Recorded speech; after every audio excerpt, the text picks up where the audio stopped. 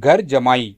आज लगभग शादी के 25 वर्ष बाद अचानक मनी के हृदयघात से मृत्यु की खबर सुनकर कनिका हतप्रभ रह गई। उसका मन हुआ कि उसके गले लग जाए और उसे कहे कि मनी, तुम कहीं नहीं जा सकते, या कम से कम एक बार अपने पहले अधूरे प्रेम के अंतिम दर्शन तो कर ले। पर सोचकर ठहर गई, लोग क्या सोचेंगे, लोग क्या कहेंगे। इस खबर की बात सोचते सोचते कनिका कब पुरानी यादों में चली गई उसे पता ही नहीं लगा। जैसे कल परसों की ही तो बात है जब वे दोनों कॉलेज में पढ़ते थे।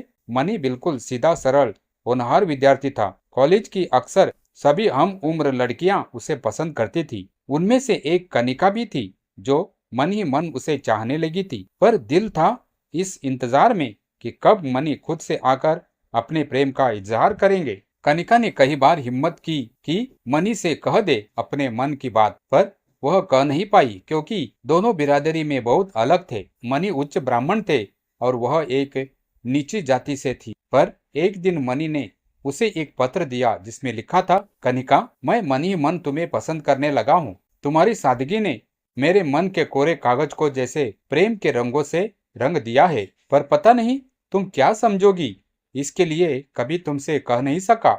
यदि तुम भी मुझे पसंद करती हो तो इस पत्र को अपनी किताब में रख लेना, नहीं तो इसे फाड़कर वही फेंक देना। कनिका तो कब से इसी इंतजार में थी। उसके अधूरे प्रेम को जैसे पूरा आसमां मिल गया। वह इस पल को जीना चाहती थी, इस पल को संवारना चाहती थी। उसके सपनों को जैसे कुछ पंख से लगे। उसने उस पत्र को मोड़कर अपनी किताब में रख लिया। उस जमाने में मोबाइल फोन नहीं होते थे, इसीलिए पत्रों के माध्यम से दोनों की बातें होने लगी। कभी कभी वे दोनों कहीं कहीं मिलने लगे, पर दोनों के ही मन में एक डर समाया था कि शायद जात बिरादरी की वजह से उनके परिवार वाले उनके इस प्रेम को स्वीकार न करे, क्योंकि मनी तो उच्च ब्राह्मण थे और कनिका जो है नीच जाति के परिवार से थी। और मनी के पिताजी का समाज में एक रुतबा था। मनी और उसके बड़े भाई ने भी शायद कभी अपने पिताजी से ऊंची आवाज में बात नहीं की, कभी कोई बहस नहीं की, क्योंकि वह समय था ही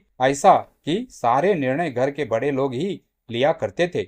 एक दिन उनके प्रेम के बारे में जब कनिका के परिवार में पता चला तो उसके माँ और पिताजी बोले, बेटी, तूने लड़का देखा तो उच्च ब्राह्मण, उसके परिवार वाले हरगिज तुम्हें अपने परिवार की बहू नहीं मानेंगे, नहीं बनाएंगे। कनिका के पिताजी सही थे। जब मनी के पिताजी को उनके प्रेम के बारे में पता चला तो वे आग बबूला हो गए। उन्होंने कहा, क्या अब ये एक छोटी जाति की लड़की उनके परिवार की बहू बनेगी? उनके जीते जी ऐसा हरगिज नहीं होगा। मनी ने अपनी कुछ दलीलें रखनी भी चाहिए। उसने कहा कि पिताजी, अब समय बदल गया है। कनिका एक अच्छी लड़की है, उसमें अच्छे संस्कार है, वह हमारे परिवार की कभी छोटी बात नहीं होने देगी। लेकिन उसके पिताजी कहाँ मानने वाले थे।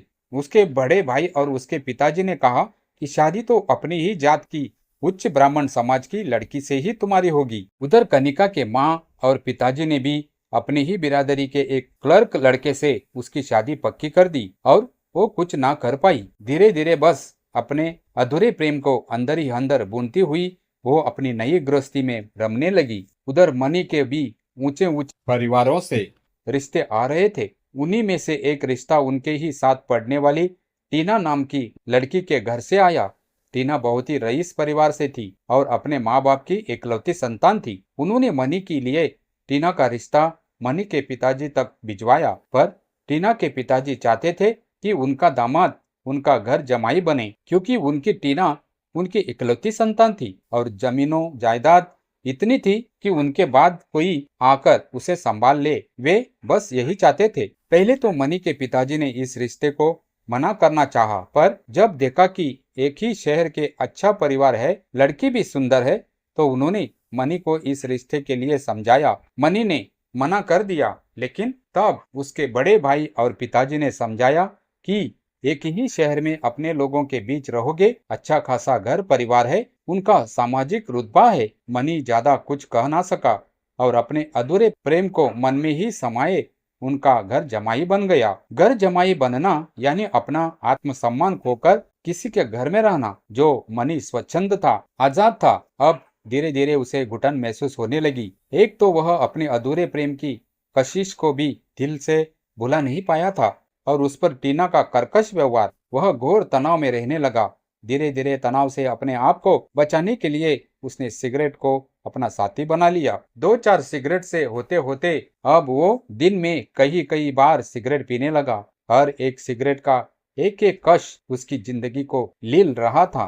कभी जितना तेज मनी के चेहरे पर था, वह आज निस्तेज होने लगा। वह अपने में ही खोया खोया रहने लगा। धीरे धीरे बीमारियों ने उसे घेर लिया। एक बार ऐसे ही बाजार चलते मनी से कनिका की मुलाकात हुई तो एक बार तो वो उसको पहचान ही नहीं पाई। मनी कनिका से इतना ही बोला कि कनिका, तुम तो खुश हो ना? मैं तो बस इतना ही चाहता हूँ कि तुम जहाँ रहो खुश रहो। मैं तो अपनी जिंदगी बस ढो रहा हूँ। भगवान कभी भी किसी का प्रेम ना छीने और घर जमाई तो कभी किसी दुश्मन को भी ना बनाए।